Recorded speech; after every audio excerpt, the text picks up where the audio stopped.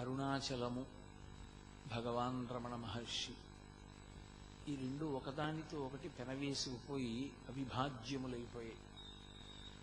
రమణులు ఒకనాడు అరుణాచలము అన్న మాట విని ఆ అరుణాచల క్షేత్ర ప్రవేశం చేసిన దాదిగా ఆయన అక్కడే శరీరాన్ని విడిచిపెట్టి బ్రహ్మీభూతులయ్యారు తప్ప అసలు ఆయన ఏ కారణం చేత కూడా అరుణాచల క్షేత్రాన్ని విడిచిపెట్టి బయటికి వెళ్ళినటువంటి సందర్భం లేదు.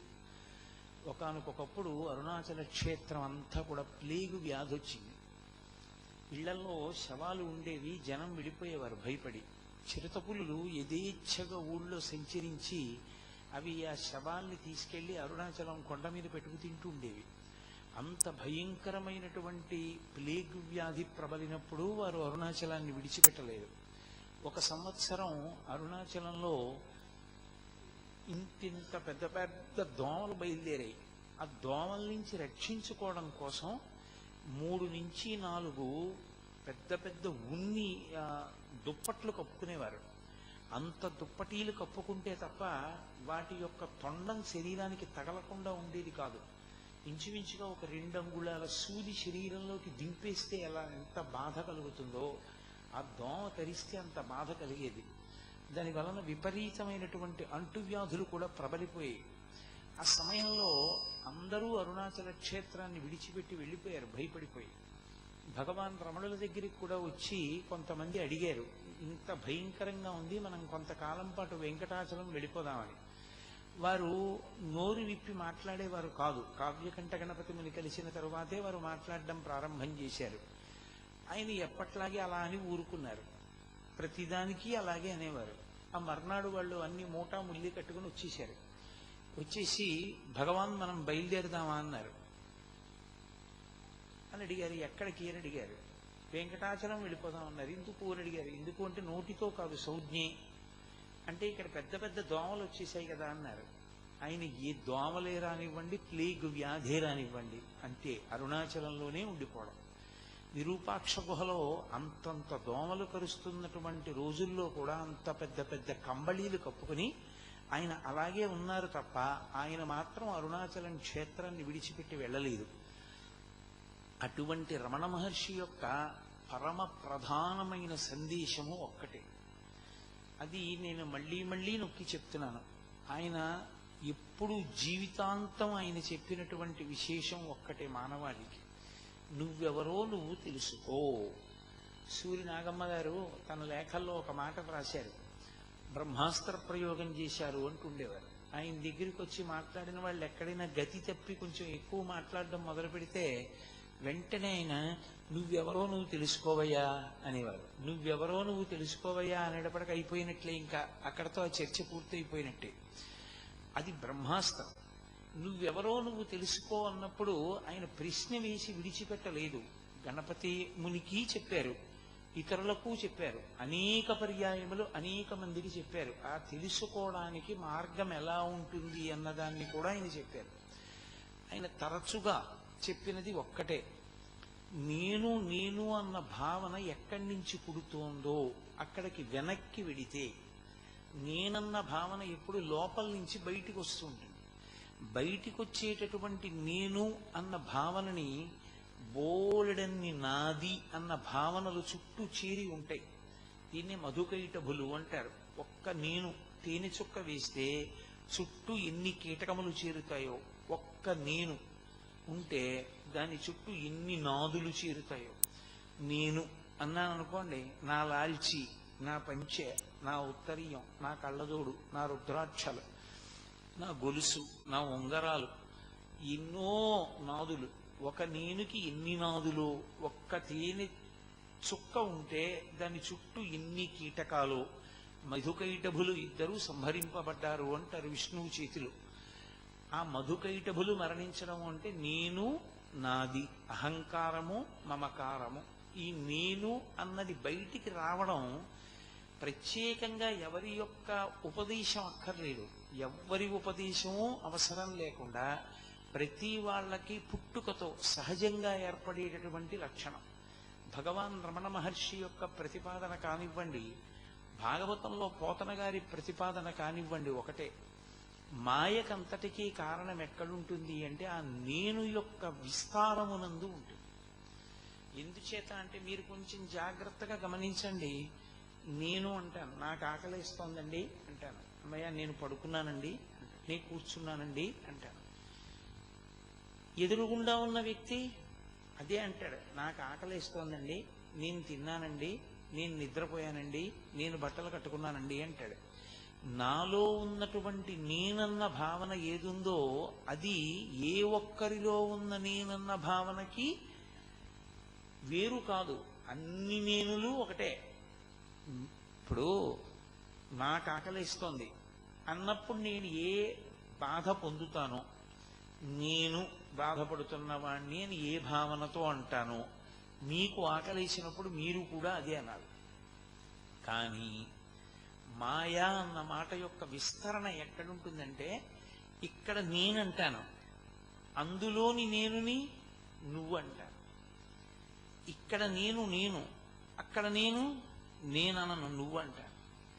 ఇక్కడి నేను అక్కడికి వెళ్ళేటప్పటికి నువ్వు అవడంలో మాయ వస్తుంది.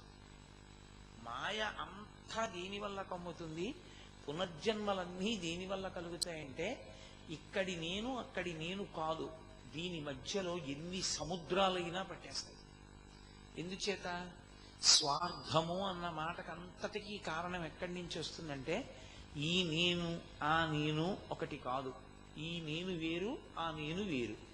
ఇది నేను, అది నువ్వు అనేసరికి నేను బాగుండాలి, నువ్వేమైపోయినా పర్వాలేదు. నువ్వు సర్దుకోవాలి, నేను సర్దుకోక్కర్లేదు. నేను పెద్దవాణ్ణి, నువ్వు చిన్నవాడివి.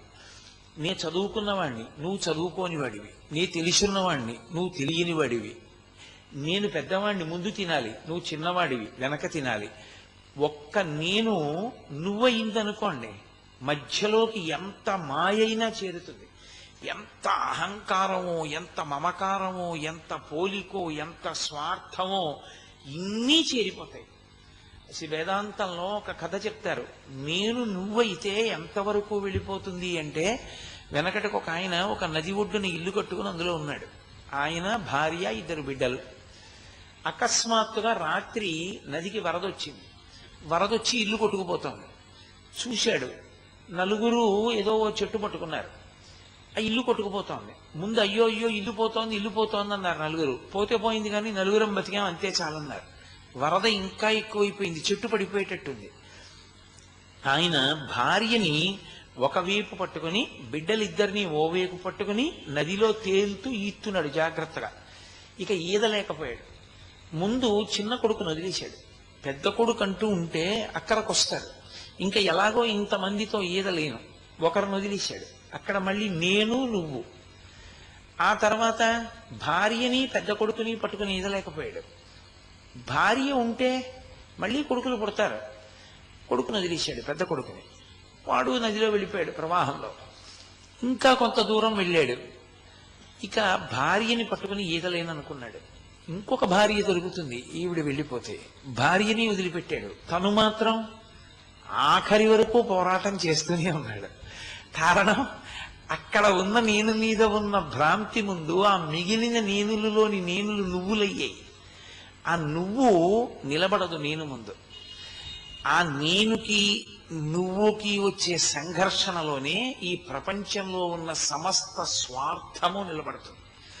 యోగి అన్న మాటకు అర్థం ఏంటంటే, నేనుకి యథార్థమైన అర్థము తెలిసిపోయిన నాడు నేను నువ్వు ఉండదు, ఉన్నదొక్కటే ఉంటుంది.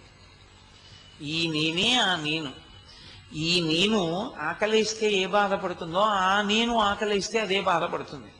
కాబట్టి అది బాధపడుతుండగా ఇది తృప్తి పడదు. కాబట్టి తింటే నేనంతా తినాలి, అందుకని అందరూ తినాలని కోరుకుంటాడు. ఈ నేను నువ్వు అనేటటువంటి 2 మాటలలోనే అసలు తెలుసుకోవడం అనేటటువంటి సమస్త ప్రజ్ఞ నిలబడిపోయింది. ఈ నేను యొక్క యథార్థ స్వరూపం తెలిసిందనుకోండి, అంతే మారిపోతుంది. నేను మీతో ఒక్క మాట చెప్తాను, కొంచెం పట్టుకునే ప్రయత్నం చెయ్యండి. నేను అన్నప్పుడు సాధారణంగా ఎవరమైనా దేన్ని చూపిస్తామంటే దీన్ని చూపిస్తాం, శరీరాన్ని చూపించి ఇది నేనంటాం. ఇది నేనన్నప్పుడు ఉండేటటువంటి మొట్టమొదటి లక్షణం ఏముంటుందంటే ఇది ఉండాలి అని ఉంటుంది.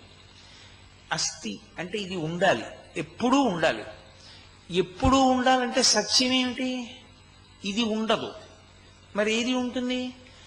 దీన్ని తొడుక్కున్నది ఉంటుంది. దీన్ని తొడుక్కున్నదేది? ఆత్మ. అది నేను అన్నాడు అనుకోండి, ఇంకేమి లేదు అసలు. ఇంకా అతనికి ఏ భయం లేదు. అయిపోయిందంటే అతని జీవితం గట్టెక్కిపోయినట్టే, పండిపోయాడు. అదొక్కటే మార్గం. సమస్త వేదాంతము, సమస్త బోధ, సమస్త వాంగ్మయము దేనికి అంటే అసలు నేను వైపుకి తిరగడానికి. అంతే, యథార్థం అంతే. ఏది తప్పు నేనో ఆ నేనుని పట్టుకుంటే భయం. ఎందుకంటే ఏది వెళ్ళిపోతుందో, ఏది ఉండదో, ఏది శాశ్వతము కాదో, ఏది అసత్యమో, ఏది అనిత్యమో ఆ వస్తువుని పట్టుకుని అది ఉండాలి ఉండాలి ఉండాలి అని ఎంత భ్రాంతి పెట్టుకోండి, అది ఉండేది కాదు. అది వెళ్ళిపోయి తీరుతుంది. వెళ్ళిపోయి తీరవలసినటువంటి దాన్ని ఉంటుంది ఉంటుంది అని పెట్టుకున్నది భ్రమ అవుతుంది, భయానకమవుతుంది తప్ప ఎప్పుడూ వెళ్ళనిది, ఎప్పుడూ ఉండేది ఏది తొడుక్కుందో అది నేను అన్నాడు అనుకోండి, అది వెళ్ళే అవకాశం లేదు. అది నేను అన్నప్పుడు ఇంకా భయపడడానికి ఏముంది? ఇక భయపడ్డావు. ఎందుకంటే ఒక సత్యమునందు బాగా రుజువు చేసుకుని ఉన్నాడు. కొన్ని కోటాను కోట్ల జీవుల్ని చూశాను, వెళ్ళిపోతాయి శరీరాలు. నేను ఉంటుంది. ఆ నేను అహంస్ఫురణ. అదే మహర్షి యొక్క మరణ వేదన. ఆయనకి చిన్నతనంలో కలిగినటువంటి మరణానుభూతి అదే. అక్కడే ఆయన సత్యం మీద ఉంచుకున్నారు. ఇది పడిపోతుంది, ఆ నేను ఉండిపోతుంది. ఆ నేను నేను అనుకున్న నాడు ఈ నేను పడిపోయినా, నేను అనేటటువంటి అసత్యంతో కూడుకున్న నేను పడిపోయినా అతను అంగీకరించి ఉన్నాడు అది పడిపోతుందని. అది పడిపోతుంది అని అనుకున్నప్పుడు ఇంకా దాంతో పెద్ద అనుబంధం, దాని గురించిన ఏడుపు ఎక్కడ ఉంటుంది? ఉండదు. ఇప్పుడు మీకు తెలుసు ఇవాల్టితో నా ఉపన్యాసాలు అయిపోతాయని, నాకు తెలుసు ఇవాల్టితో మీ దగ్గర నా ఉపన్యాసాలు అయిపోతున్నాయని. నాకు బహుశా రేపు సాయంకాలం, నిన్న నీ పాటికి కొవ్వాళ్ళలో నేను రమణ మహర్షి గురించి చెప్తున్నాను, అరుణాచలం గురించి చెప్తున్నాను అని ఒకసారి తలంపునకు రావచ్చేమో, కానీ నేను ఇక్కడ బతికున్నంత కాలము ఉపన్యాసాలు చెప్తానన్న ఊహ నాకు ఎప్పుడూ లేదు. నేను ఇక్కడ 9 రోజులు అనుకున్నది 8 రోజులకు అయిపోయింది అంతే. కాబట్టి ఇప్పుడు నాకు సత్యం తెలుసు. నేను ఇక్కడే ఎప్పుడూ చెప్తూ ఉండను. ఇక్కడ అయిపోతుంది. అయిపోయిన తర్వాత ఎక్కడో విశాఖపట్నంలో ఉపన్యాసం ఉంటుంది, అక్కడికి వెళ్ళిపోతాను. అక్కడ ప్రారంభం అవుతుంది, ఇక్కడ పూర్తి అయిపోతుంది. ఇది వదిలిపెడతానని తెలుసు కాబట్టి నాకు వ్యామోహం పెరిగిపోయే అవకాశం ఉండదు. ఇది నేనన్న భావన పెట్టుకున్నది ఎంత ఎక్కువ అవుతుంటే అంత తృష్ణ దీన్ని నిలబెట్టుకోవాలని పెరుగుతుంది. కానీ సత్యం అది జారి తీరాలి. అది ఏ కారణం చేత చతుర్ముఖ బ్రహ్మగారికి కూడా సాధ్యం కాదు దాన్ని నిలబెట్టడం. ఎందుచేత అంటే ఆయన సృష్టికర్త. ఆయన దీన్ని సృజించాడు పంచభూతములతో. పంచభూతములతో దీన్ని సృజించిన తర్వాత ఆయన గురించి తపస్సు చేసి ఆయన ప్రత్యక్షమైతే ఇది పడిపోకుండా దీన్ని ఉంచు అని అడిగారు చాలా మంది. అది సాధ్యం కాదు అని చెప్పాడు. అది కుదరదు. ఎందుకు కుదరదు అని అడిగారు. అది సృష్టి ధర్మము, దాన్ని దాటడం నా వల్ల కాదన్నాడు. అదంతే. జాతస్య హిధ్రువో మృత్యు ధ్రువం జన్మమృతస్య చ. పుట్టినది పడిపోతుంది, పడిపోయినది పుడుతుంది. ఇది పడిపోతుంది, లోపల ఉన్న ఆత్మ వేరొక దాన్ని తొడుక్కుంటుంది మళ్ళీ సుఖదుఖములు అనుభవించడానికి.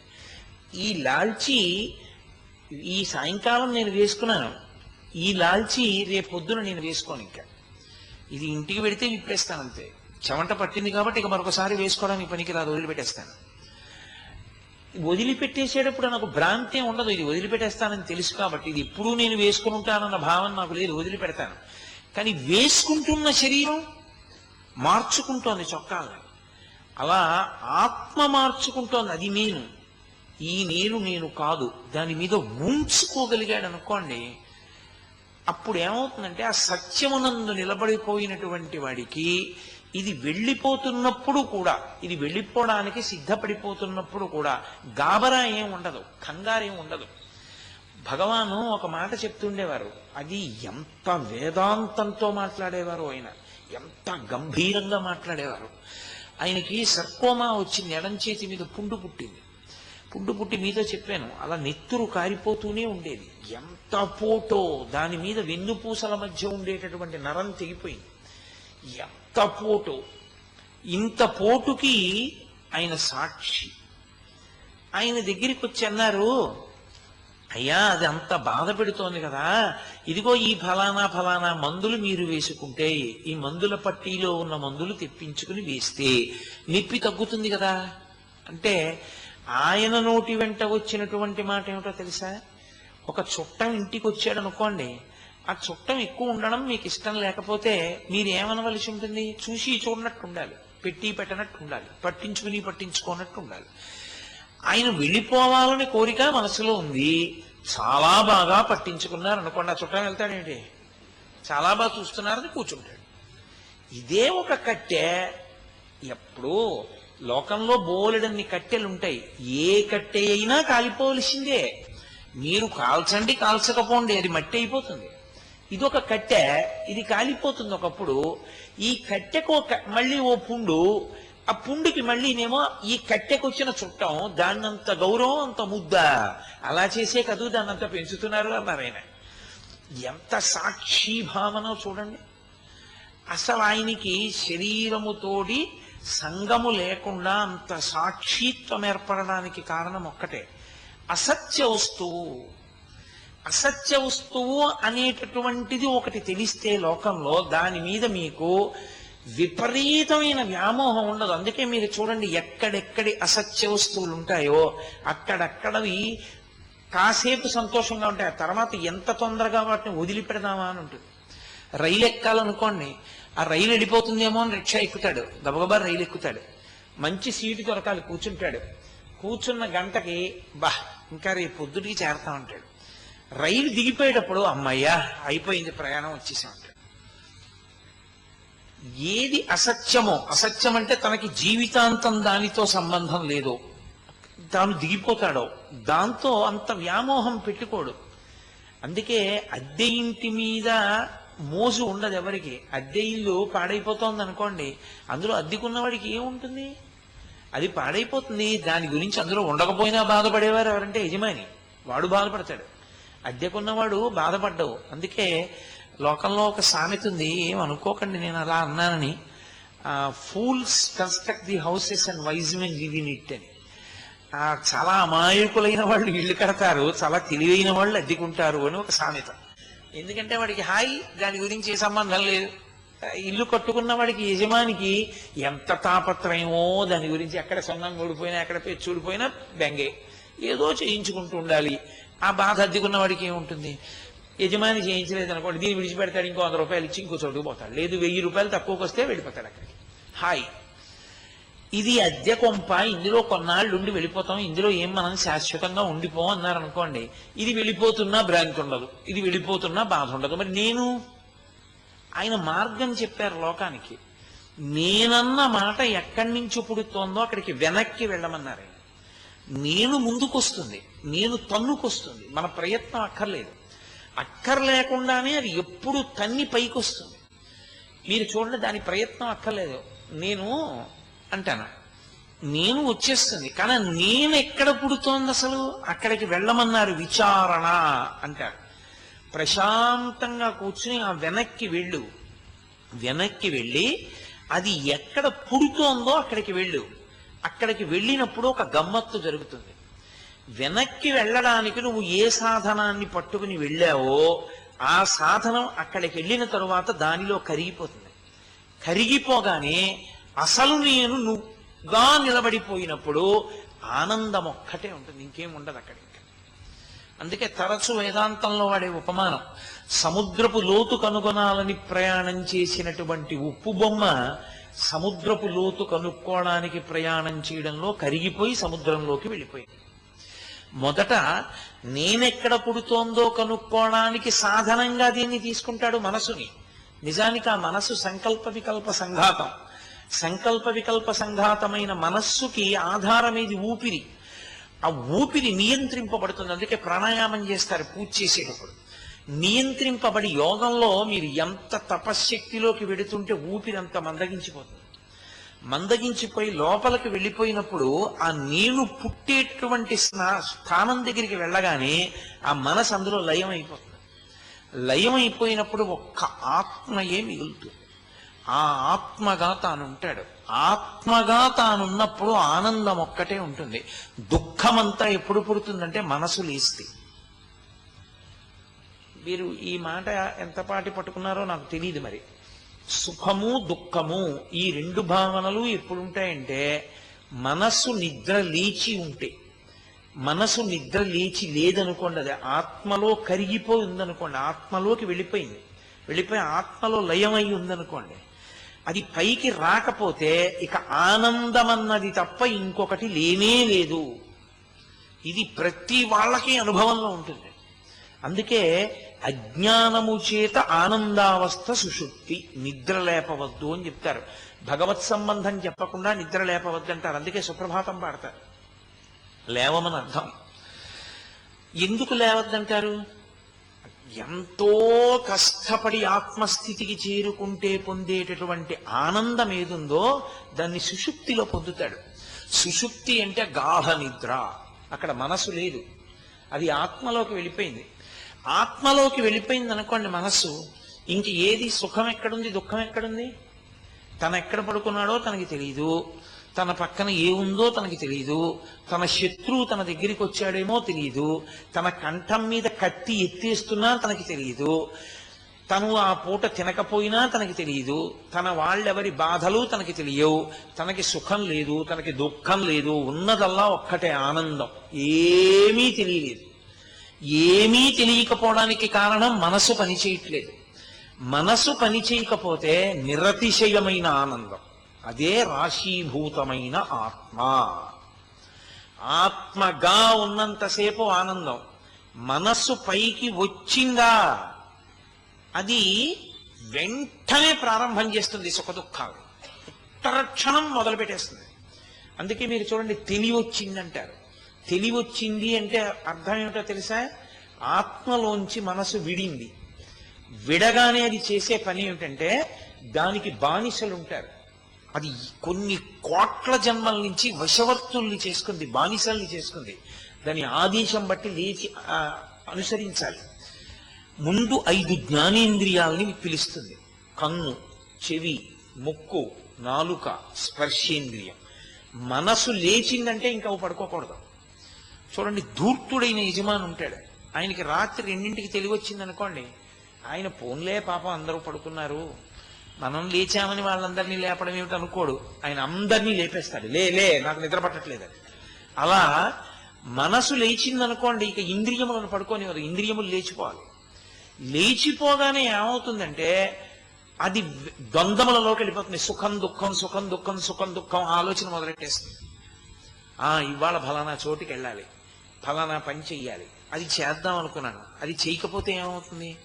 వాడెవరికో జ్వరం వచ్చింది, వాడి దగ్గరికి వెళ్ళాలనుకున్నాను, వెళ్ళలేదు, నాకు తెలియదా విషయం అంటే ఏమవుతుంది? తప్పు కదా. ఎంత అన్యాయం! ఎందుకు అబద్ధాలు? ఇంత బతికి అంత అబద్ధమా? విడితే ఏమవుతుంది? విడితే ఇన్నింటిని ఎలా చక్కబెట్టుకోవాలి? ఎన్ని ఆలోచనలు వచ్చేస్తాయో. ఇవన్నీ వచ్చేటప్పటికి సుఖం దుఃఖం, సుఖం దుఃఖం, సుఖం దుఃఖం వచ్చేస్తాయి. అదే ఆ మనస్సు గమ్మత్తు ఏమిటో తెలుసా? ఒక్కొక్కసారి అది బడలిపోయి ఉంటే ఇంద్రియాలను ఒక్కటిని వదిలేస్తుంది. అంటే కంటిని, చెవిని, ముక్కుని, నాలుకని, కర్మేంద్రియాలని వదిలిపెట్టేస్తుంది. వదిలిపెట్టేస్తే ఇవి పడుకుంటాయి. మనస్సు తెగిపోయిందనుకోండి కవాటం, ఇక వీటికి ఏమైనా బాధ ఉన్నా అవి తెలుసుకునే లక్షణం ఉండదు, ఇక సుఖ దుఃఖాలు ఉండవు. మనసే మధ్యలో కవాటం కింద ఉంటుంది. అది యథార్థంగా చెప్పాలి అంటే మీకు అది మోటార్ లాంటిది. చూడండి, కింద విద్యుత్ ఉంటుంది, మోటార్ ఉంటుంది, పైన గ్రైండర్ ఉంటుంది. ఈ మోటార్ తిరిగితేనే గ్రైండ్ చేస్తుంది పైన ఉన్నది. ఇంద్రియములు గ్రైండర్ లాంటివి, మోటార్ లాంటిది మనస్సు, విద్యుత్ లాంటిది ఆత్మ.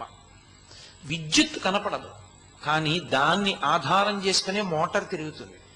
మోటార్ తిరిగాక ఇంకా గ్రైండర్ తిరగకుండా ఉండదు, బ్లేడ్లు తిరగకుండా ఉండవు. అవి తిరగడం మొదలెట్టాయంటే వేళ్లు కాని, పప్పు కాని, ముక్కలు కాని ఏం పోసినా ముక్కలైపోతాయి.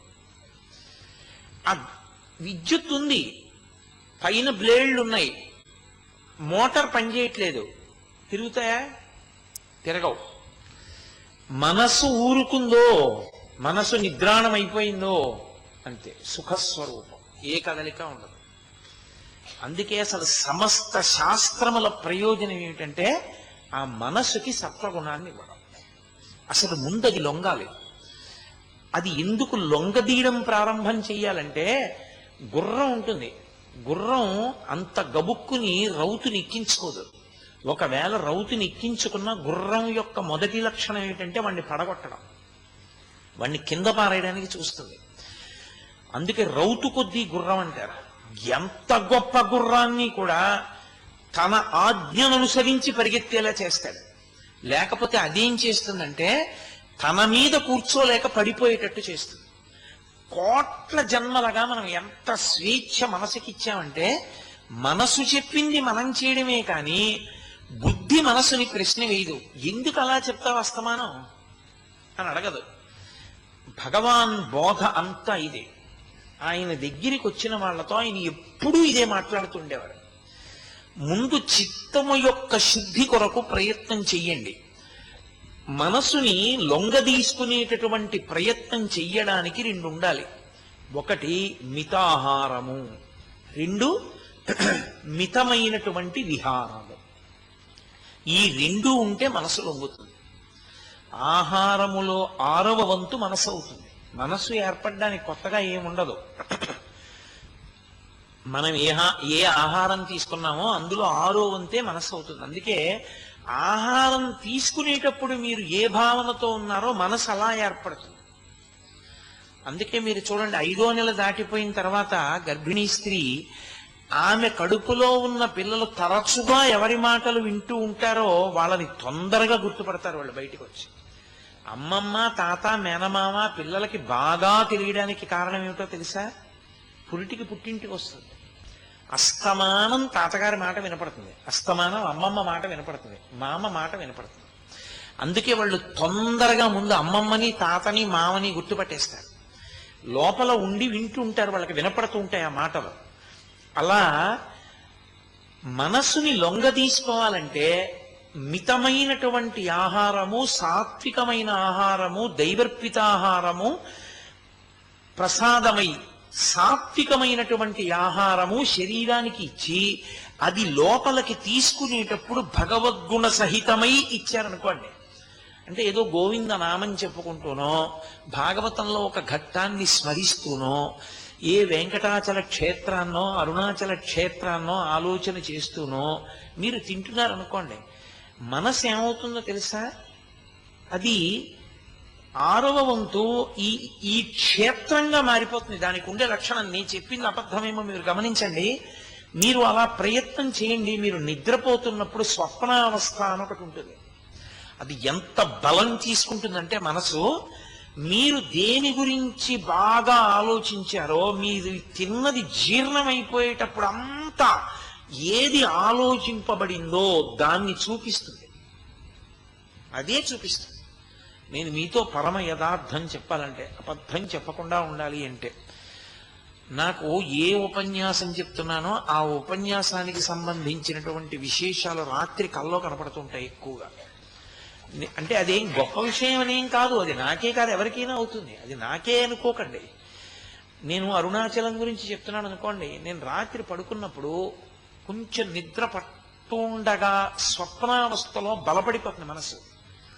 బలపడిపోయి అది భగవాన్ రమణులు, సోఫా, ఆ ధ్యానం చేసుకునే హాలు, రమణ బావి, ఆ వెనకాతల ఉన్నటువంటి సమాధులు, ఆ గేటు, అందులోంచి కొండ మీదకి ఎడితే స్కందాశ్రమం, కిందకి దిగితే విరూపాక్ష గుహ, అక్కడ నించుంటే కనపడే అరుణాచల శిఖరాలు, అదే పనిగా చూపిస్తుంటుంది.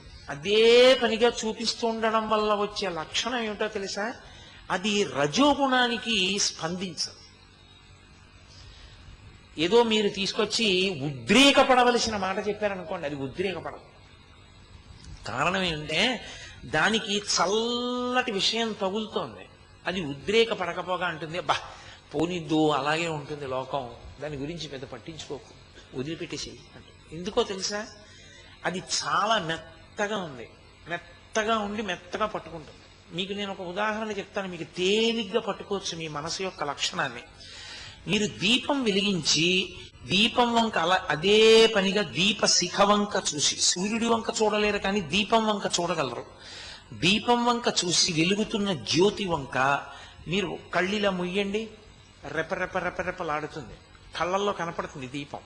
తేలిగ్గా నయనము నాయక దీపాన్ని వెలుతురు పట్టుకుంటుంది కన్ను. మీరు అందుకే దీపం వెలిగించి కళ్ళు మూశారనుకోండి, కళ్ళల్లో కదులుతున్న దీపం కనపడుతుంది. అది దేని మీద మీరు దృష్టి పెట్టి చూశారో అదిగా మారుతుంది. దానికి ఆ లక్షణం ఉంటుంది. వృత్తి అంటారు. నేను ఒక కుండ గురించి ఆలోచిస్తున్నాను అనుకోండి, ఘటాకార వృత్తి అంటారు. నా మనసు కుండగా మారుతుంది. మారి కుండ ఇలా ఉంటుంది, నల్లగా ఉంటుంది, అంచు ఉంటుంది, పైన ఏదో బొడిపిలిగా ఉంటుంది, నీళ్లు పోస్తే చల్లగా ఉంటాయి. అందులో మనం కుండని బింది పట్టుకున్నట్టుగా ఏదో ఒక చేత్తో ఇలా ఎత్తితే పలుక్కుని విరిగిపోతుంది, కింద చెయ్యి పెట్టి కుండని పైకెత్తాలి అంటే కుండగా మారుతుంది. ఘటాకార వృత్తి అంటారు. వృత్తి అలా మారుతుంది. మారి తత్సంబంధమైన విషయాన్ని ప్రతిపాదన చేస్తుంది. అందుకే మీరు ఏ వస్తువుతో సంగం ఎక్కువ పెట్టుకుంటున్నారో ఆ వస్తువుగా మారుతూ ఉంటుంది. దానికి ఉన్న లక్షణం. ఒక ఉదాహరణ చెప్పాలి అంటే, నేను ఎప్పుడూ ఏదో ఓ వార్తాపత్రిక పట్టుకుని పైనుంచి కింద వరకు నేరాలు, దోపిడీలు, దొంగతనాలు, అదేంటి హత్యలు, అక్కర్లేనటువంటి మోసాలు, ఎవడెంత సంపాదించాడు, ఎవడ కారాగారంలో కూర్చున్నాడు, ఎవడి మీద ఎన్ని కేసులు ఎట్టారు, ఇవి ఒక్కటే నా బుర్ర నిండా పెట్టుకుంటున్నాను అనుకోండి. గంటకి న్యూస్ బులెటిన్ అదే పనిగా చూస్తుండడం, అదే మాట్లాడుతుండడం చేశాను అనుకోండి. మీరు గమనించండి, రాత్రి పడుకున్నప్పుడు భయమైనటువంటి విషయాలతో కూడుకున్న వాటిని ప్రతిపాదన చేస్తుంది. మనసుకున్న లక్షణం ఏమిటంటే ఆహార విహారముల చేత సంస్కరింపబడుతూ ఉంటుంది. అందుకే మీరు ఏం తింటున్నారు, ఎలా తింటున్నారు, మీరు ఎక్కడ తిరుగుతూ ఉంటారు, ఎలా తిరుగుతూ ఉంటారు, ఈ రెండే ప్రధానం. దానికి ఈ రెండిటి చేతనే ప్రభావితం అవుతుంది. మీకు నేను ఒక పచ్చి యథార్థం చెప్పాలంటే, ఇదే పునర్జన్మలకి కారణం అవుతుంది. పునర్జన్మలు పోయి మోక్షానికి వెళ్ళిపోవాలన్నా, మళ్ళీ పునర్జన్మలో పరమ భగవద్భక్తుడిగా పుట్టగలగాలన్నా, వచ్చే జన్మలో అతి హీనమైనటువంటి జీవితంలోకి వెళ్ళిపోవాలన్నా, మీరు ఇప్పుడు మనస్సుకి ఏం పెట్టి తయారు చేస్తున్నారన్నదే ప్రధానం. అందుకే భగవద్గీతలో కృష్ణ పరమాత్మ కుండ బద్దలగొట్టి చెప్పేశాడు, మన ఏవ మనుష్యాణం కారణం బంధమోక్షయో, బంధనమునకు కాని మోక్షమునకు కాని కారణము మనస్సు ఒక్కటే. మీరు బాగా గమనించుకుంటూ ఉండాలి, మీ మనసు దేనిని కోరుకుంటోంది. మీ మనస్సు మంచి విషయాలు కోరుకుంటోంది, దాన్ని నిరుత్సాహపరచకూడదు, అస్సలు నిరుత్సాహపరచకూడదు. అవి అందాయా అందలేదా పక్కన పెట్టేయండి. కానీ అవి అందలేదనేది పరితాపము చెందితే పరితాపాన్ని ప్రోత్సహించాలి.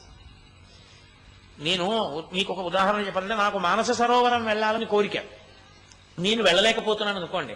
మానస సరోవరం వెళ్ళలేకపోతున్నానని నేను ఎక్కువ బాధపడుతున్నాను అనుకోండి, నేను దాన్ని ఎందుకు అలా బాధపడతాం అనకూడదు, పడనాలి. ఎందుకో తెలుసా, ఉత్తమ వస్తువు గురించి శోకిస్తోంది. ఆ శోకము ఉత్తమ శోకము. అదే అనవసరపు విషయం మీద కోప్పడుతోంది అనుకోండి, అది అర్ధరహితమైనటువంటి విషయం. అది ఎందుకో అస్తమానం ఎవరినో చూడడం, కోప్పడుతుండడం అలవాటు చేసుకుందనుకోండి, తగిన కారణం కాదు, మంచి కారణానికి కాదు కోప్పడుతోంది. ఇప్పుడు మీ మీద మీరు కోప్పడడం నేర్చుకోవాలి. భగవాన్ రమణ మహర్షి ఒకసారి ఇదే చెప్పారు. నాకు తరచుగా కోపం వస్తుందన్నాడు ఒక ఆయన. ఆయన అన్నారు, నీ కోపం మీద కోపం తెచ్చుకో. ఆయన అన్నాడు, నేను ఫలానా వారితో మాట్లాడతాను, వాళ్ళు సరిగా స్పందించరు, నాకు చాలా కోపం వచ్చేస్తున్నాడు, కోప్పడిపోతూ. ఆయన అన్నారు, అప్పుడు నీ శరీరాన్ని నువ్వు తిట్టుకో, నీ మనసును నువ్వు తిట్టుకో, అది ఉత్తమమైనటువంటి మార్గానికి ఎడతావు. నువ్వు ఎదుటివారిని నింద చేస్తే, ఎదుటివారి మీద కోప్పడితే నరకానికి ఎడతావు, నువ్వు పాడైపోతావు. దానివల్ల నీకు ఉపయోగం ఏమిటి? ఎదుటివాడు ఎటు వినడు, వినని వాడిని నువ్వు తిడుతున్నావు, వినటి వాడి మీద కోపం పెంచుకుంటున్నావు. అప్పుడు ఏమవుతుంది? రౌద్ర ప్రవృత్తి నీలో పెరిగిపోతుంది. అప్పుడు నీ కక్ష వాడి మీదకి వెళ్ళిపోతుంది, కక్షతో తూగుతూ ఉంటుంది, మనస్సు తూలిపోతూ ఉంటుంది. అందుకే చూడండి, భగవద్భక్తిలో ఉందనుకోండి వెనక్కి వెళ్ళిపోతుంది, సాత్వికంలోకి వెళ్ళిపోతుంది. మీకు ఇది బాగా ఎక్కడ కనపడుతుందో తెలుసా? సనాతన ధర్మమునందుండేటటువంటి అద్భుతం అదే. మీరు గమనించండి, మీరేమీ చెయ్యక్కర్లేదు. ఒక డోలక్ పట్టుకుని, మృదంగం పట్టుకుని 10 మంది కూర్చుని జై జయశంకర హర హర శంకర, జై జయశంకర హర హర శంకర అని తప్పట్లు కొడుతూ ఓ గంట సేపు భజన చేశారనుకోండి, మీరు వెళ్ళిపోయారనుకోండి ఇంటికి, అది జై జయశంకర హర హర శంకర, జై జయశంకర హర హర శంకర అంటుంది. మీరు గోదావరి గట్టుంది, గట్టు మీద చెట్టుంది అని పాడారనుకోండి, అది మీరు పాడమనకపోయినా గోదావరి గట్టుంది, గట్టు మీద చెట్టుంది అంట. గోదావరి మీద గట్టు, గట్టు మీద చెట్టు నిన్ను రక్షిస్తాయా? హరహర శంకర జయ జయశంకర నిన్ను రక్షిస్తాయి. అందుకని విహారము, ఆహార విహారములు ఏ ఉంటాయో ఆ వాటి గురించి ముందు నువ్వు విచారణ చేసుకోవడం, నీ మనసుని జాగ్రత్త పెట్టుకోవడం, దాన్ని పరిశీలిస్తూ ఉండడం. అది అడుగుతోంది గమనిస్తూ ఉండాలి ఎప్పుడు. అందుకే వేదాంత శాస్త్రమునందు మనసు పసిపిల్ల, బుద్ధి కన్న తల్లి. మనసుకి అక్కర్లేని విషయం ఉండదు. అసలు దానికి ఇది అడగచ్చా, ఇది అడగకూడదా అన్న యుక్తాయుక్త విచక్షణ ఉండదండి. నన్ను నమ్మండి మీరు, అది అసలు అలా ఏం ఉండదు. దానికి అలా తప్పు కదా, అలా అడగచ్చా అని ఉండదు. అది ఎంత అసహ్యకరమైన విషయాన్నైనా ప్రతిపాదన చేసేస్తుంది. అది చెయ్యి అంటుంది, అలా ఊహిస్తుంది, అటువంటి ప్రతిపాదనలు తీసుకొస్తుంది. మీరు బుద్ధి చేత ఇలా వేలు చూపించారనుకోండి, పసిపిల్లలు చూడండి, ప్లగ్గుల్లో వేళ్ళు ఎడతారు. అమ్మ నా కొడుకు కదా అని చూడదు, పట్టుకుని 2 లెంపకాయలు కొట్టి చేతి మీద కొడుతుంది, అందులో వేలు పెట్టా అంటుంది. వాడు అమ్మ చూడకుండా వేలెట్టడానికి చూస్తాడు. తర్వాత ఏమవుతాడంటే దెబ్బలు గుర్తొస్తాయి, అమ్మో దాని జోలికొద్దని మానేస్తాడు. బుద్ధి మనసుని హెచ్చరించడం మొదలెట్టింది అనుకోండి, అది ప్రతిపాదనలు చేయడం తగ్గించేస్తుంది. తర్వాత మీరు దానికి ప్రీతిని దేని మీద కల్పించాలో దాని మీద కల్పించారనుకోండి, రామాయణం మీద ప్రీతి పెంచేసుకుంది అనుకోండి. ఎక్కడో అక్కడ ప్రీతి ఉండాలండి, ఉండకుండా ఒక్కసారి ప్రీతికి అప్రీతికి అతీతంగా రమణ మహర్షిలా అయిపోవడం అందరికీ ఏకకాలమునందు సాధ్యము కాదు. అలా అయిపోతే లోకంలో అందరూ మోక్షానికి వెళ్ళిపోతారు. అది సాధ్యం కాదు, ఎంతో సాధనతో వెళ్ళాలి. అందుకని మొదటి మెట్టులో పరిశీలన ఎక్కడ అంటే, ఏది అడుగుతోంది? రామాయణం చదువుకుందామని అడుగుతోందా? ప్రశాంతంగా కూర్చుందామని అడుగుతోందా? ఇంకా కాసేపు జపం చేసుకుందామని అడుగుతోందా? మంచి విషయం ఏమైనా చూద్దామని అడుగుతోందా? ఏదైనా పెద్ద దేవాలయంలోకి వెళ్ళి ప్రశాంతంగా అలా కూర్చుని అలా భగవన్మూర్తుల్ని, సాయంకాలం వినపడేటటువంటి పాటల్ని అలా వింటూ, అసుర సంధ్య వేళలో మోగుతున్నటువంటి ఆ ధ్వజస్తంభపు చిరుగంటల చప్పుళ్ళు వింటూ ఓ గంట దేవాలయంలో కాసేపు అలా కూర్చుందామని ఏమైనా అనిపిస్తోందా దానికి? అది అడిగింది అనుకోండి, మీరు దాన్ని ప్రోత్సహించాలి. పిల్లాడమ్మా, అమ్మ నేను టీ కాచి అమ్మ 1 గంట చదువుకుంటానమ్మా అంటే, అమ్మ టీ కాచి ఇచ్చినట్టు, అమ్మ నాకు నిద్ర పట్టేస్తుంది కొంచెం లేపే, అమ్మ లేపిన తర్వాత నేను గబుక్కుని పడుకుండిపోతాను, దగ్గరుండి కొంచెం సన్నీళ్లతో మొహం కడిగించవా అని అడిగితే సంతోషించి కడిగించిన అమ్మలా, టీ పెట్టి ఇచ్చిన అమ్మలా, అది ఏ చిన్న మంచి విషయం అడిగినా మీరు వెరీ గుడ్ చెయ్యి అని వెనక దన్నుగా నిలబడితే అది దాని మీద ఊంచుకుంటుంది, వెల్లిగా ఊంచుకుని అందులో నిలబడుతుంది. నిలబడిందనుకోండి, విహారమును అలవాటు చేసుకుంటుంది. అప్పుడు దానికి ఏమవుతుందంటే, అది ఎప్పుడూ దాన్ని చూసి సంతోషపడడం అలవాటు చేసుకుంటుంది. దానికి రంజకత్వం అంటారు. రంజకత్వం అందులోంచి వస్తుంది. ఇప్పుడు అది ప్రమాదరహితమైనది. ఈ మనసే వెళ్ళిపోయేటప్పుడు కూడా ఏం చేస్తుందంటే, శరీరంలోంచి ఉద్గమిస్తుంది. ప్రాణోత్క్రమణంలో బయటికి వెళ్ళిపోతూ పంచేంద్రియాల్ని కూడబెట్టేసుకుని బయటికి వెళ్ళిపోతుంది. వెళ్ళిపోయేటప్పుడు ఎప్పుడూ ఏదలవాటో దాన్నే స్మరిస్తూ వెళ్ళిపోతుంది. వెళ్ళిపోయినప్పుడు మంచిని ఆలోచిస్తూ భగవంతుడి గురించి, శ్రీరామాయణం గురించి, రమణ మహర్షి గురించి, అరుణాచలం గురించి ఆలోచిస్తూ వెళ్ళిపోయింది అనుకోండి, వెళ్ళిపోగానే ఉత్తర జన్మలలో భగవంతుడికి దగ్గరైపోవడానికి వీలైన జన్మలోకి వెడుతుంది. రజోగుణ సంబంధం పెట్టుకుందనుకోండి, దూరమైపోయేటటువంటి కొన్ని కోట్ల జన్మలు దూరం అవడానికి వీలుగా కిందకెడుతుంది. అందుకే అసలు నిజానికి చెయ్యవలసిన పనంతా దేని కొరకు? చిత్తశుద్ధి కొరకు. భగవాన్ దీని గురించే ఎన్ని పర్యాయములు మాట్లాడారు.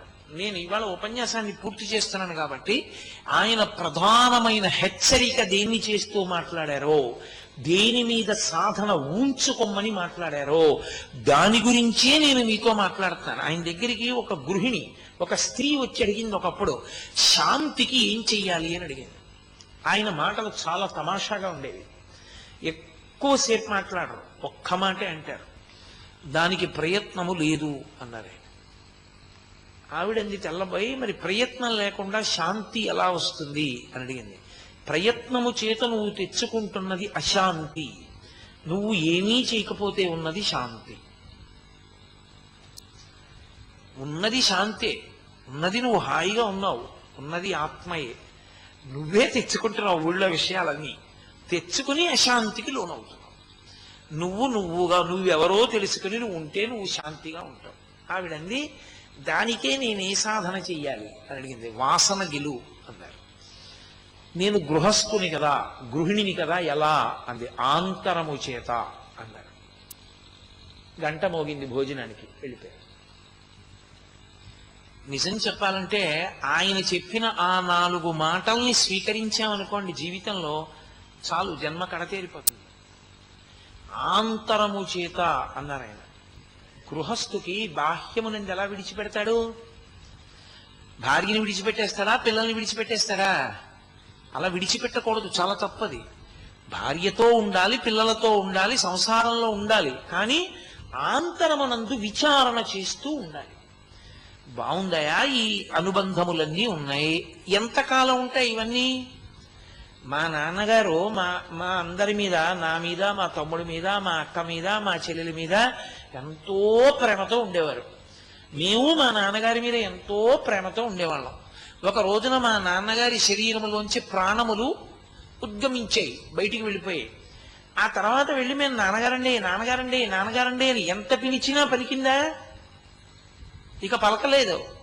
ఒక్కసారి ఊపిరి బయటికి వెళ్ళేవరికే ఇవి. ఊపిరి వెళ్ళిపోయాక ఇక లేదు. ఊపిరి వెళ్ళిపోయాక కూడా అనుబంధం ఈశ్వరుడితో. కనుక దానికి ఎక్కువ విలువి, దీనికి విలువ తగ్గించుకుంటూ వెళ్ళు. నువ్వు ఇక పెట్టె సర్దేసేయడం ప్రారంభం అయిపోతోందన్న దగ్గర నుంచి ఇక దాని వైపు ఎక్కువ ఒరిగిపో, దీని వైపు తగ్గించేసుకో.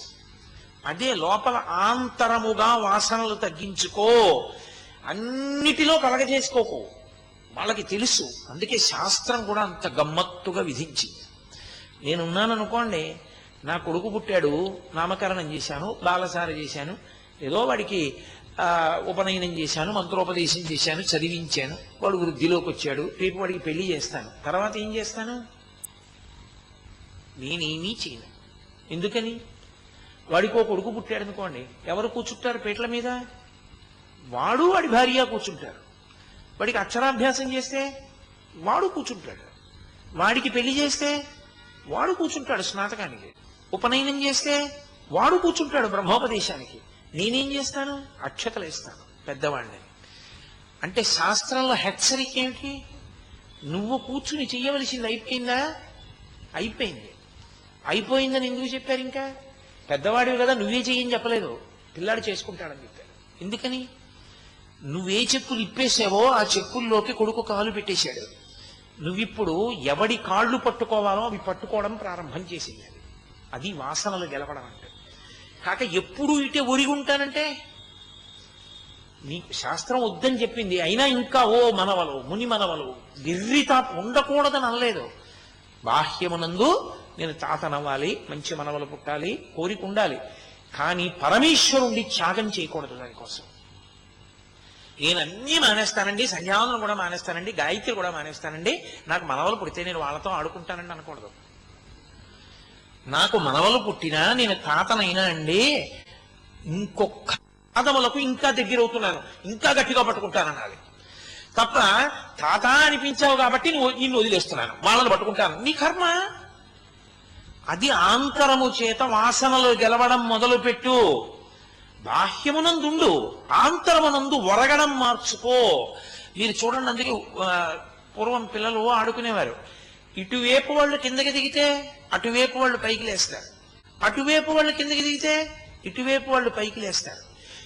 ఎటువైపుకి నువ్వు ఒరిగిపోవాలో నేర్చుకోవాలి. పట్టు విడుపు, పట్టు విడుపు.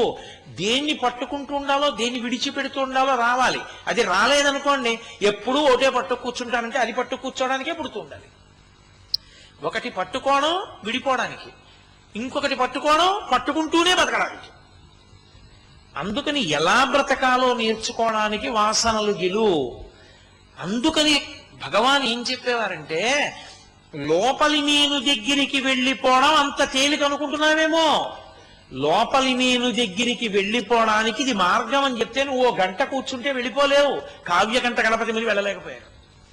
విరూపాక్ష గుహలో కూర్చో, నేను కూర్చున్న చోట కూర్చున్నారు. కూర్చుని అసలు నేను దగ్గరికి ప్రయాణం చేశారు. ఓ గంట సేపు వెళ్ళారా? నిర్ద్వందంగా వెళ్ళలేదు, ఏమీ వెళ్ళలేదు. బయటికి వచ్చి నేను ప్రయత్నం చేశానని చెప్పారు. కొంత ప్రయత్నం చేశాను, కానీ నాకు దొరికింది, ఆధారం దొరికింది, ప్రయాణం మొదలు పెడతానన్నారు. రమణులు ఇన్ని కోట్ల జన్మలో గతంలో చేశారు. అరుణాచలం పేరు వినపడేటప్పటికి అసలు నేను దగ్గరికి వెళ్ళిపోయాను. అసలంటూ మొదలు పెడితే ఎప్పటికో అప్పటికి చేరడం అంటూ ఉంటుంది. నేను అన్నవరం పాదయాత్ర మొదలెట్టాను అనుకోండి, ఒక అడుగు ఇక్కడ వేస్తే ఒక అడుగు అన్నవరానికి దగ్గరైపోయారు కదా. ఇక్కడే నిలబడబోయి అప్పటికెళ్తానండి అన్నాను అనుకోండి, ఎప్పటికి వెళ్తాను? నేను నిజంగానే అన్నవరం పాదయాత్ర చేశా ఓసారి. ఎందుకో అనిపించింది ఓ రోజున, భాగవతం అంతా పారాయణ చేస్తూ పుస్తకం లేకుండా ఒక్క భాగవతమే నోట్లో చదువుకుంటూ అన్నవరం వెళ్ళాలి అనుకున్నాను. లేచి వెళ్ళిపోయాను. తెల్లవారు మా ఆవిడతో నేను అన్నవరం వెళ్ళిపోతానని నడిచి అన్నాను. ఎందుకు అంది. ఎందుకేమిటి? భాగవతం నోట్లో చదువుకుంటూ వెళ్ళాలనిపిస్తోంది, వెడతా అన్నాను. సరే అయితే వెళ్ళి రండి అంది. బయలుదేరాను. 7:30 అయింది. పిఠాపురం దగ్గరికి వెళ్ళాను. ఓ గుడి ఉంది, ఆ గుడి దగ్గరికి వెళ్ళి కూర్చున్నాను. అందులో ఆసామి అడిగాడు, ఎక్కడి నుంచి వస్తున్నారన్నాడు. కాకినాడ నుంచి వస్తున్నాను. ఎక్కడికి వెళ్తున్నారన్నాడు. అన్నవరం వెళ్తున్నాను. ఎందుకే? బోర్డు బస్సులు ఉన్నాయి కదా, నడిచి వెళ్తున్నాను ఎందుకన్నాడు. ఏదో నడవాలనిపించి నడుస్తున్నాను అన్నాను. ఆయన నండి మోహన్ నువ్వు వెళ్ళలేవన్నాడు. ఏమన్నాడు, ఏమైనా మొహం చూస్తే ఏదో ఉద్యోగం చేసుకునే వాళ్ళు ఉన్నావు, ఎండకి కద్దిపోయేలాగా ఉంది నిన్ను చూస్తేను. నువ్వు మార్చి నెలది 12 అయ్యేప్పటికి ఎలా ఉంటుంది ఎండ, ఏం పెడతావు? గొల్లపురం దగ్గరికి వెళ్ళేటప్పటికి చెట్లు కూడా లేవు. పైగా అన్నవరం రోడ్డు అంతా అప్పుడు ఎక్స్పాన్షన్ లో ఉంది, చెట్లన్నీ తీసేశారు. ఏం పెడతావు? కాళ్ళు పుళ్ళు అడిపోతాయి, బస్సు ఎక్కి వెళ్ళన్నాడు. నేనేం అనలేదు, అలాగే లేండి. అది గుళ్ళో దేవతకు మాత్రం నమస్కారం చేశానమ్మా, నడవగలిగే శక్తిని వెళ్ళిపోగలిగాను అనుకోండి. ఈశ్వర కృప చేత సాయంకాలం 6:30-7కి అన్నవరం చేరిపోయాను. స్వామి దర్శనం చేసుకుని ఇంటికి వచ్చేసాను. అది వేరు విషయం. అంటే ఎందుకు చెప్తున్నానంటే, అడుగు వేయడం మానేస్తే అన్నవరం వెళ్ళలేవు. ఒక్కొక్క అడుగు వేస్తే చేరిపోతావు. ఒక్కొక్క అడుగు చిత్తశుద్ధి వైపుకి వేసుకుంటూ వెడితే, అసలు ముందు మనసుని యోగ్యంగా తయారు చేయడం అన్నది ప్రారంభం చేస్తే అప్పుడు ఆ మనసు మాట వినడం మొదలు పెడుతుంది. మనస్సుకి అవకాశం ఏమిటి? జాగృత్. మనసుకి పెద్ద అవకాశం ఏమిటో తెలుసా అండి? జాగృత్. మీరు చూడండి, అంటే ఏం చేస్తున్నారన్నారు అనుకోండి, కాసేపు కాలక్షేపం అంటారు. చాలా మంది దగ్గర ఓ మాట వినపడుతూ ఉంటుంది, ఏం చేశారు? ఆధ్యాత్మిక ప్రసంగాలకు పెడతారు. ఎందుకు వెళ్ళారనుకోండి, ఏదో కాలక్షేపం. కాలక్షేపానికి అవి పనికొచ్చేవి కావు, కాలక్షేపం కోసం కాదు అది వెళ్ళేది. అవి నిన్ను నువ్వు సంస్కరించుకోవడానికి వెళ్ళాలి, ఏదో తెలుసుకోవడానికి వెళ్ళాలి. నేను ఏదో కాసేపు సమయం గడిపేయడానికి అని వెళ్ళామనుకోండి, చక్కగా కుర్చీలో 2వ వరుసలో కూర్చుని ఎదురుగుండా ఉపన్యాసం చెప్పేవాడికి మెడ తెగిపోయిన కోళ్ళ సిగ్గు లేకుండా తల వెనక్కి వాల్చి నిద్రపోవచ్చు. ఎందుకంటే అసలు ఎందుకు వచ్చావో నీకు ఒళ్ళు తెలిసి ఉంటే కదూ. ఇంత అసహ్యంగా మనం ఎదురుగుండా కూర్చోవచ్చా అనేటటువంటి భావన కూడా ఉండదు. మెడ వెనక్కి ఒరిగిపోయి ఏదో ఒక శవం పడిపోయినట్టుగా పడిపోయి కూడా వింటారు. ఎందుకని అంటే అసలు ఎందుకు వచ్చారో తెలియదు వాళ్ళకి, అంత నిద్రావశులై ఉంటారు. కాబట్టి అది ఎంత జాగరూకతతో ఏ విషయాన్ని ఎందుకు విని నీ మనసుని సంస్కరించుకోవడానికి వచ్చావో నీకు హెచ్చరిక ఉంటే అప్పుడు మాత్రమే మనస్సు మాట వింటుంది. ఆ చిత్తశుద్ధి వైపుకి ప్రయత్నం చెయ్యడంలో భగవంతుని యొక్క అనుగ్రహం అవసరం. అక్కడ భక్తి భక్తి అన్న మాట అక్కడ వస్తుంది. అందుకే జ్ఞాని భక్తిని విడువడు. ఇది పెద్ద రహస్యం. అహం బ్రహ్మాస్మి స్థాయికి వెళ్ళిపోయిన శంకరాచార్యుల వారు పశుమాం సర్వజ్ఞ ప్రథిత కృపయా పాలయ విభో అంటారు. నేను పశువుని, నువ్వు పశుపతివి, ఈశ్వరా మనిద్దరికీ సంబంధం చాలదా అంటారు. మరి అహం బ్రహ్మాస్మికి వెళ్ళిన శంకరాచార్యుల వారు మళ్ళీ పశుమాం సర్వజ్ఞ ఏమిటి అంటే, ఆ జ్ఞానమునందు ఊంచుకుని నిలబడడానికి ఈశ్వరుడు యొక్క కృప అవసరం అవుతూ ఉంటుంది. ఆ ఈశ్వరానుగ్రహం ఎప్పుడు లభ్యం అవుతోందనుకోండి, 2 లక్షణములు ఉంటాయి. ఒకటి నిత్యతృప్తి,